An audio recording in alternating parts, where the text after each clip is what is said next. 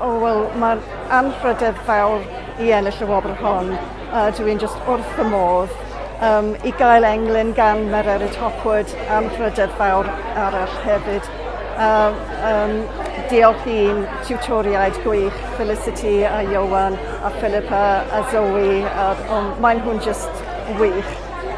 Dwi'n hapus iawn, hapus dros ben.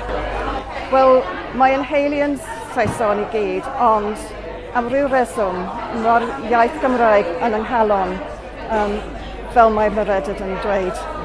Felly, dwi ddim yn gwybod pam, ond dwi'n just mynd gyda fe, gyda'r teimlad, a dwi'n benderfynol i wella bob dydd, blwyddyn wrth flwyddyn.